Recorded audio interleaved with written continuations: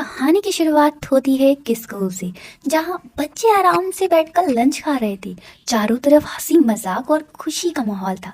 लेकिन तभी अचानक एक लड़की की आंखों में नीली रोशनी चमक उठती है। अगले ही पल उसका पूरा शरीर जोर जोर से कांपने लगता है, मानो उसे किसी अजीब शक्ति ने पकड़ लिया हो। अगले ही पल वह धड़ाम से जमीन पर गिर जाती है।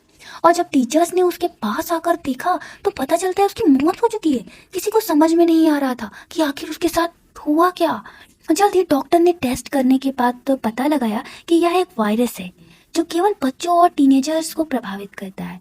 यह बीमारी बहुत तेजी से फैल रही है और केवल बच्चों के लिए जानलेवा होती है, जबकि यह वायरस बड़े लोगों पर असर नहीं होता है। काफी कोशिश करने के बाद भी इसका कोई इलाज ढूंढ पाना नामुमकिन साबित हो रहा था। और देखते ही देखते दुनिया भर के 90% बच्चे इस खतरनाक वायरस की वजह से मर जाते हैं और दुनिया के अच्छे से अच्छे डॉक्टर उन्हें नहीं बचा पाते। तो बच्चे बच जाते हैं, वे अब समान नहीं रहते। इस वायरस के कारण उनके अंदर एक अजीब तरह की शक्ति आ जाती है जो उन्हें भी ज्यादा खतरनाक बना देती है। इसके बाद हम अमेरिका के प्रेसिडेंट को देखते हैं, जो भाषण देते हुए बता रहे थे कि उनका बेटा खुद इस वायरस की चपेट में आ चुका है और उन्हें उम्मीद है कि सभी वैज्ञानिक और डॉक्टर्स हमेशा की तरह इस मुसीबत का भी तोड़ जरूर निकाल लेंगे। राष्ट्रपति कहते हैं कि अगर आपको कोई भी संक्रमित बच्चा दिखाई दे तो उसे सीडीसी विभाग में भेज दे, जहां डॉक्टर्स और वैज्ञानिक उसका इलाज करेंगे। और इसके बाद सीडीसी नाम का एक स्पेशल डिपार्टमेंट भी बनाया गया।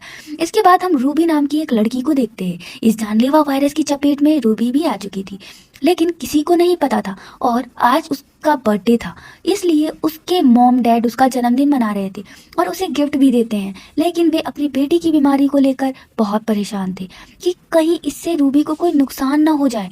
उसी रात रूबी अकेले अपने कमरे में नींद में सोने जा रही थी, तो वह उठकर अपनी माँ के बगल में जाकर लेट गई और उनका हाथ थाम लिया। लेकिन तभी अचानक उसकी आंखों में ऑरेंज कलर की रोशनी चमक उठी, जिससे रूबी काफी ज्यादा डर जाती है और अपने कमरे में भाग जाती है। अगली सुबह जब रूबी सोकर उठती तो उसे सब कुछ पहले जैसा लग रहा था। लेकिन जैसे ही उसकी माँ कमरे में आई, उन्होंने अजीब नजरों से रूबी को देखा और पूछा, तुम कौन हो और हमारे घर में कैसे घुस आई? उसकी माँ को अब बिल्कुल भी याद नहीं थी।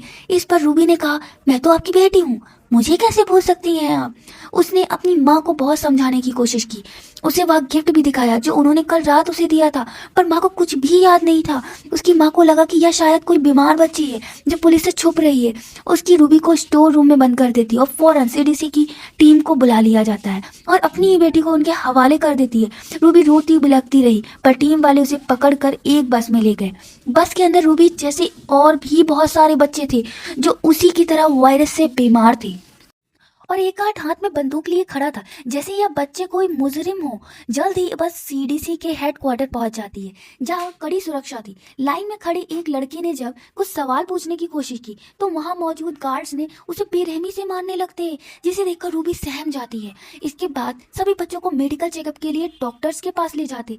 जब रूबी की बारी आई तो डॉक्टर्स ने उसे बताया कि यह वायरस बच्चों के शरीर में एक खास तरह के बदलाव कर रहा है, जिससे बच्चों के डीएनए बदल रहे हैं और उनमें जादुई शक्ति आ रही है। लेकिन यह शक्ति सभी में एक जैसी नहीं होती, हर बच्चे की शक्ति अलग होती है। इसी कारण इन शक्तियों को रंगों के हिसाब से बांटा गया है। सबसे पहले ग्रीन आते हैं जो सबसे ज्यादा बुद्धिमान होते हैं, उसके बाद ब्लू जिनमें किसी भी चीज का उठाने का ताकत होता है, फिर गोल्डन जो बिजली को कंट्रोल कर सकते हैं। इन रंगों को फिर भी सुरक्षित माना जाता था, लेकिन इसके अलावा दो और रंग थे, लेकिन रेड और ऑरेंज सबसे खतरनाक होते हैं और यह बहुत ही कम बच्चों में पाए जाते। लाल रंग वाले आग उगल सकते थे और ऑरेंज रंग वाले किसी के भी माइंड को कंट्रोल कर सकते थे। उनकी शक्तियां इतनी खतरनाक थी कि सरकार ने इन्हें देखते ही खत्म करने का आदेश दिया था। इसके बाद डॉक्टर रूबी का टेस्ट शुरू करता है। टेस्ट में पता चलता है कि रूबी ऑरेंज कैटेगरी की बच्ची है। यह जानकर डॉक्टर इंजेक्शन उठाकर उसे खत्म करने चलता है कि रूबी ऑरेंज कैटेगरी की बच्ची है। इससे पहले कि डॉक्टर उसे सुई लगा पाता, रूबी ने डॉक्टर का हाथ पकड़ लिया और उसकी आंखों में झांकते हुए बड़ी मजबूती से कहा कि वह ऑरेंज नहीं बल्कि ग्रीन है। उस वक्त रूबी की आंखों में वही ऑरेंज रोशनी चमक उठी और उसकी शक्ति ने डॉक्टर के दिमाग पर काबू पा लिया। डॉक्टर ने बिना विरोध किए रूबी की फाइल खोली और उसका टेस्ट ऑरेंज से बदलकर ग्रीन कर दिया। इसका मतलब यह था कि रूबी के पास किसी का भी दिमाग कंट्रोल करने की गजब ताकत थी। इसके बाद रूबी को ग्रीन कलर के कपड़े दिए गए। रूबी ने कहा रूबी ने वहां गौर किया कि कैंप में ब्लू ग्रीन और गोल्डन कपड़ों वाले बच्चे तो थे, पर लाल या ऑरेंज कपड़ों वाला एक भी बच्चा नहीं दिख रहा था, क्योंकि उन्हें पहले ही मार दिया गया था। इस तरह डरे सहमे लगभग 6 साल बीत गए। अब रूबी बड़ी हो चुकी थी। जो काम तेज दिमाग वाले ग्रीन बच्चे पलक झपकते कर लेते थे, रूबी को वह समझने में बहुत मुश्किल हो रही थी। इसी वजह से एक दिन कैप्टन मैट मेनस की नजर रूबी पर पड़ी। उसने रूबी से कहा कि तुम्हारी हरकतों से तुम मुझे कहीं से भी ग्रीन यानी समझदार नहीं लगती। रूबी यह सुनकर बहुत ज्यादा डर जाती है। जब वह अपने ग्रुप के साथ वापस जा रही थी तो अचानक वहां लगे स्पीकर से एक बहुत तेज आवाज गूंजने लगती। यह आवाज इतनी तीखी थी कि इसे सिर्फ यह जादुई शक्तियां रखने वाले बच्चे ही सुन सकते थे, और उन्हें बहुत दर्द हो रहा था। रूबी इस दर्द को बर्दाश्त नहीं कर पाई और बेहोश होकर गिर पड़ी। इसके बाद उसे मेडिकल रूम में ले जाया जाता है। वहाँ एक डॉक्टर उसका चेकअप कर रही होती है। इसी दौरान गार्ड वहां आ जाता है और कहता है कि मिलने का समय खत्म हो गया है। डॉक्टर एक कागज पर कुछ लिखकर वहां से चली जाती है। रूबी उस कागज को पढ़ती है जिस पर लिखा होता है, उन्हें पता चल चुका है कि तुम ऑरेंज हो। अगर तुम अपनी जान बचाना चाहती हो तो दूसरे कमरे में आ जाना है, मैं तुम्हारा वहां इंतजार करूंगी। रूबी वैसा ही करती है और डॉक्टर के पास चली जाती है। डॉक्टर किसी तरह से उसे कार तक ले जाती है। तभी एक गार्ड उन्हें रोक लेता है, लेकिन रूबी उसकी सोच को कंट्रोल कर लेती है और वह गार्ड दरवाजा बाहर बाहर खोल देता है। इस तरह रूबी डॉक्टर के साथ बाहर निकल जाती है। कई साल बाद रूबी पहली बार बाहर की दुनिया देखती है। रूबी अपने माता पिता से मिलने की इच्छा जताती है, लेकिन डॉक्टर उसे चेतावनी देती है कि ऐसा करना उसके लिए बहुत खतरनाक हो सकता है। इसके बाद डॉक्टर उसे एक जीपीएस डिवाइस देती है और कहती है, जब भी तुम मुसीबत में फंस जाओगी तब मुझे बता देना, ताकि हम तुम्हारी लोकेशन पता कर सके। डॉक्टर रूबी से कहती है वह उसे एक कैंप ले जा रही है जहां उसके जैसे कई और बच्चे हैं जिनको बचाया गया है। कुछ देर बाद डॉक्टर अपने एक साथी से मिलती है। जैसे ही रूबी ने उस आदमी से हाथ मिलाया, उसे एक अजीब और डरावना विजन दिखाई दिया जिससे बहुत सारे बच्चे जान बचाने के लिए भाग रहे थे। रूबी बुरी तरह डर गई और उसे लगा कि यह लोग भी उसे नुकसान पहुंचाएंगे। इसके बाद रूबी कपड़े बदलने के लिए अंदर जाती है। वहां उसे एक गोल्डन लड़की मिलती है, लेकिन वह लड़की रूबी को देखते ही डर जाती है और अपनी ताकत का इस्तेमाल करते हुए बिजली के झटके मारती है। फिर वह वहां से भाग जाती है। रूबी उस लड़की का पीछा करती है, लेकिन वह लड़की कार के अंदर जाते ही दरवाजा बंद कर लेती है। रूबी कहती है मुझे मदद चाहिए। रूबी की आवाज सुनकर उस गोल्डन लड़की जिसका नाम जू होता है, जू ने दरवाजा खोल दिया और रूबी को अंदर छुपा लिया। वैन में 2 और लड़के थे, लियम और उसका दोस्त चार्ल्स। रूबी ने अपनी जान बचाने के लिए उनसे झूठ बोला कि वह ग्रीन है और कुछ बुरे लोग उसका पीछा कर रहे हैं। रूबी की मासूमियत देखकर वे लोग उसे अपने साथ रखने और उसकी मदद करने के लिए राजी हो जाते हैं। रूबी अब लियम और उसके दोनों साथियों के साथ वैन से जा रही थी, पर खतरा अभी टला नहीं था। एक टीम लगातार उनका पीछा कर रही थी और वही दूसरी तरफ वह डॉक्टर भी उनकी तलाश में लगी हुई थी। जब लगा कि वह पकड़े जाएंगे, तब लियम ने अपनी ब्लू पावर यानी चीजों को हवा में उड़ाने की शक्ति का इस्तेमाल करती रही और उन्होंने दोनों गाड़ियों को सड़क पर उठाकर पटक दिया। इस तरह वह लोग वहां से सुरक्षित होकर बाहर निकल लिए। कुछ देर बाद वे सब एक सुनसान जगह पर रुकते हैं। वहाँ लियम के दोस्त चार्ल्स को रूबी पर थोड़ा शक हुआ। उसे समझ नहीं आ रहा था कि अगर रूबी एक ग्रीन है, जो कि सबसे सेफ कैटेगरी मानी जाती है, तो वह ऐसे छुप कर क्यों भाग रही है। उसके हिसाब से रूबी को किसी से कोई डर नहीं होना चाहिए। लियम पूछता है, तुम इस तरह भाग क्यों रही हो। इस पर रूबी कहती है, अगर तुम मेरी मदद करना चाहते हो तो ठीक है, और अगर नहीं तो मैं चली जाऊंगी। तभी लियम उसे रोकता है और कहता है कि वे लोग उस जगह जा रहे हैं जहाँ एक ऑरेंज लड़का रहता है। वही लड़का हम सबको बचाता है। कहता है कि हमें कोई खतरा नहीं है और रूबी चाहे तो वह उसके साथ जा सकती है। रूबी उनकी बात मान लेती है और उनके साथ जाने के लिए तैयार हो जाती है। रास्ते में रूबी लियम से पूछती है कि वह बेस से क्यों भागा था। लियम बताता है कि सरकार उन बच्चों पर गलत प्रयोग कर रही थी। वे बच्चों को एक सीना बनाना चाहते थे ताकि दुश्मन के खिलाफ उनका इस्तेमाल किया जा सके। इसी वजह से वह वहां से भाग गया था। दूसरी तरफ डॉक्टर को भी कैब में पकड़ लिया जाता है, वही डॉक्टर जिसने रूबी को ग्रीन बताया था।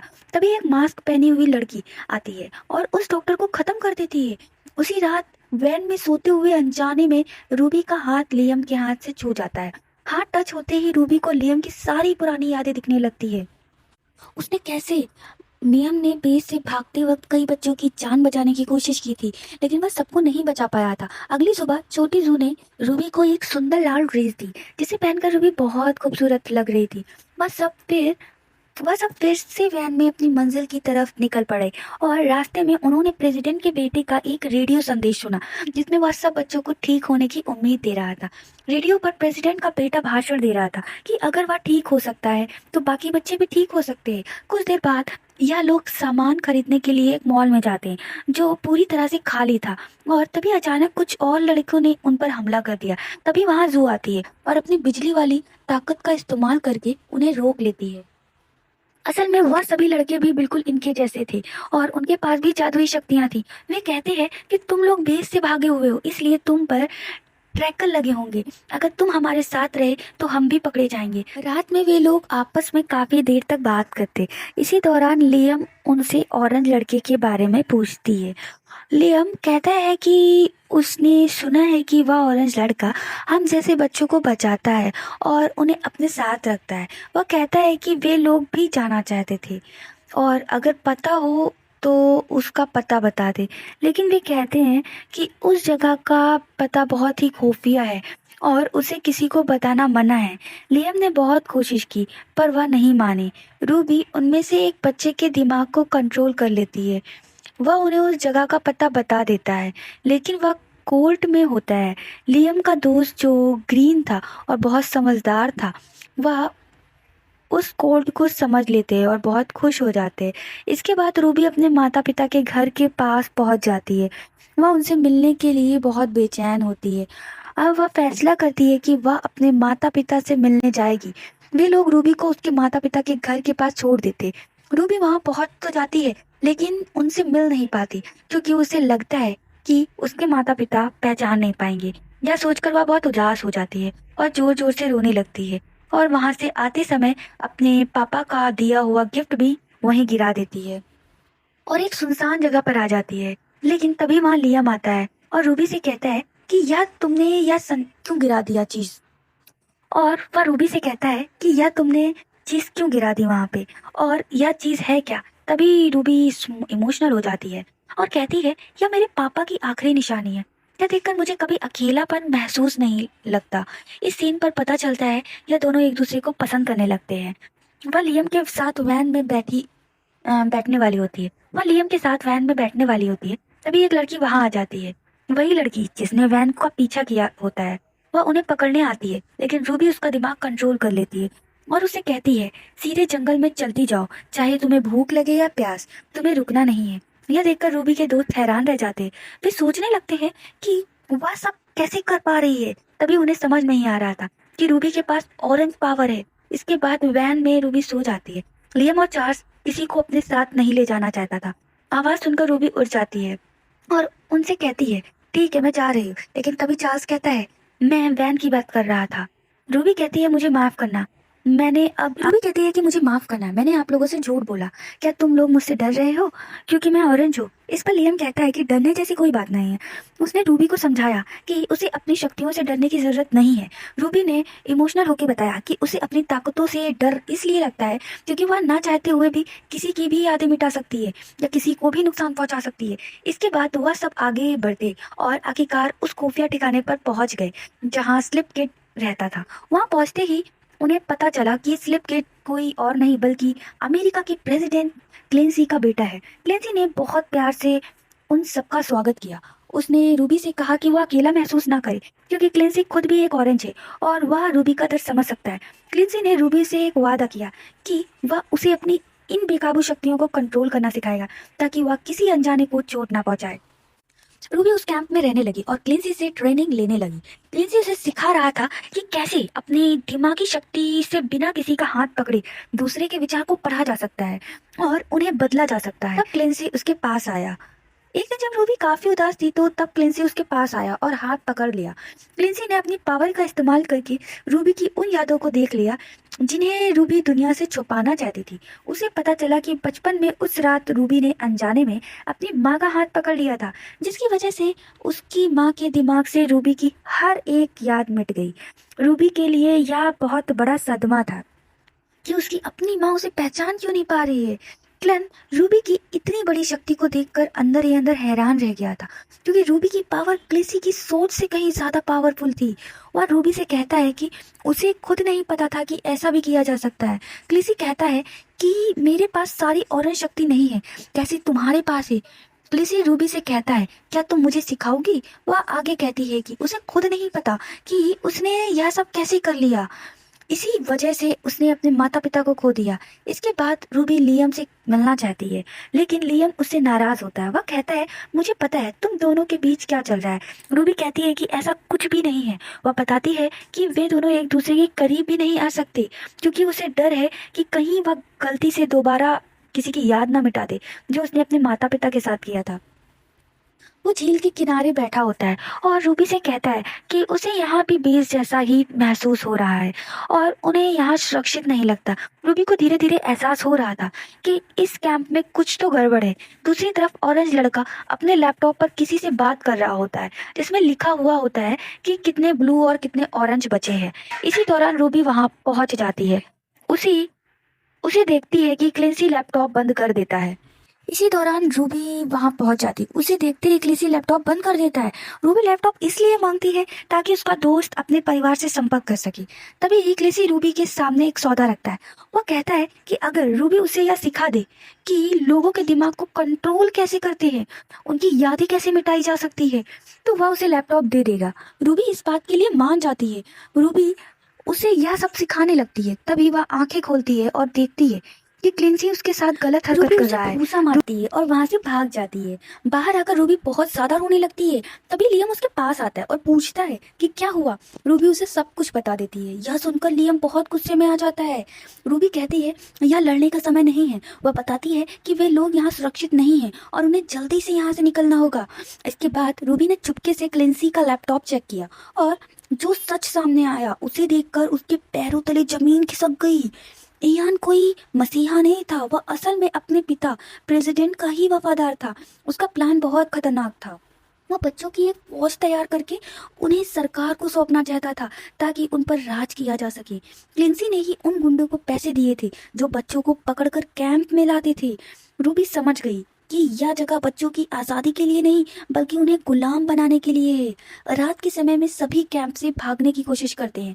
जैसे ही रूबी और उसके दोस्त वहां से भागने की कोशिश करते हैं, क्लिंसी को इसका पता चल जाता है। उसी वक्त वहां सरकारी फौज और कमांडर भी अपनी टीम के साथ पहुंच जाते हैं। वह लियम के दिमाग को कंट्रोल कर लेता है और उसे बुरी तरह पीटना शुरू कर देता है। अपने दोस्त को इस हालत में देखकर रूबी का गुस्सा सातवें आसमान पे पहुंच जाता है। रूबी अपनी शक्तियों का पूरा इस्तेमाल करती है और सबसे पहले उस फौज के कमांडर का दिमाग काबू करके उसे खुद को खत्म करने पर मजबूर कर देती है। इसके बाद सब वहां से निकल जाएं और जल्दी से भाग जाएं, जिसके बाद क्लिंसी के सामने अकेली ही खड़ी होकर वो फौज को काबू कर सके। उसकी बंदूक उस लड़के की तरफ तान दी। रूबी ने अपने सारे दोस्तों को निकल जाने को कहा और जिससे कि वो खतरों का अकेला सामना कर सके, और वह क्लिंसी के सामने अकेली ही खड़ी हो गई। फिर उसने पूरी फौज को काबू में करके उनकी बंदूक उस लड़के की तरफ तान दी, पर तभी उस लड़के ने दोबारा काबू करके उन सभी को आपस में लड़ने दिया। रूबी की लाख कोशिशों के बावजूद उस लड़के ने रूबी पर भी काबू पा लिया, जिसके बाद लड़के का कहना था कि वह रूबी के अंदर से सारी उदास यादों को मिटा देगा और फिर उसके साथ पूरी दुनिया पर राज करेगा। तभी रूबी अचानक से होश में आई और उसने उसके ऊपर जो भी हेलीकॉप्टर्स उड़ रहे थे उसे काबू करके लड़के पर गिरा दिया, जिसके बाद वहाँ एक बहुत बड़ा धमाका हुआ, पर लियम के दोस्त ने रूबी को बचा लिया। इस लड़ाई में चार्ल्स बुरी तरह घायल हो गया था और उसकी जान खतरे में थी। उसे बचाने का कोई रास्ता नहीं दिखाई दे रहा था। रूबी ने मजबूरन उसे डॉक्टर को जीपीएस लॉकेट के जरिए सिग्नल भेजकर बुला लिया। डॉक्टर की टीम वहाँ पहुँचती है और चार्ल्स को इलाज के लिए ले जाती है। जब रूबी की आंख खुलती है तो डॉक्टर उसे बताती है कि उसका दोस्त अस्पताल में भर्ती है। जब रूबी की आंख खुलती है तो डॉक्टर बताती है कि उसका दोस्त अस्पताल में भर्ती है। लियम वहाँ से जाना चाहता है और कहता है कि वह यहाँ नहीं रुकना चाहता। तब डॉक्टर कहती है कि हम तुम्हारे दुश्मन नहीं, हम सिर्फ राष्ट्रपति को पकड़ना चाहते हैं और सबके सामने यह सच्चाई लाना चाहते हैं कि वह बच्चों के साथ क्या कर रहा है। डॉक्टर कहती है कि इस मिशन में हम तुम्हारी ज़रूरत है और तुम इसके लीडर बन सकते हो और लियम तुम्हें अकेला छोड़कर नहीं जाएगा। रूबी जानती थी कि अगर लियम उसके साथ रहा तो सरकार उसे कभी चैन से जीने नहीं देगी। इसलिए रूबी एक बहुत ही मुश्किल और दर्दनाक फैसला लेती है और लियम के पास जाती है और उसे आखिरी बार गले लगाती है और इसे किस करते हुए अपनी सारी जादुई शक्तियों से लियम के दिमाग से खुद की हर याद मिटा देती है। लियम को अब कुछ भी याद नहीं रहता कि रूबी कौन है और उससे अजनबी की तरह देखता है और वहाँ से चला जाता है। अपने प्यार को भुलाकर रूबी बहुत इमोशनल हो जाती है और फूट फूट कर रोने लगती है, पर वह जानती है कि लियम की सुरक्षा के लिए यह ज़रूरी था। दूसरी तरफ हम देखते हैं कि क्लिंसी उस धमाके में बच गया होता है और वह अभी भी जिंदा है। इस वक्त वह अपनी आर्मी के सामने खड़ा था जो अपने कंट्रोल में कर रखा था। वहीं रूबी अब दूसरी तरफ तैयार है। वह अपनी नई फौज खड़ी कर रही है ताकि आने वाली सभी जंग में वह जीत सके। और इसी के साथ यह कहानी का पार्ट 1 खत्म होता है। दोस्तों, अगर आपको कहानी पसंद आई हो तो इसे लाइक और सब्सक्राइब करें और ऐसे ही हमें सपोर्ट करते रहे, हमें मोटिवेशन मिलता है। कमेंट करके बताएं कि कौन सी अगली मूवी चाहिए।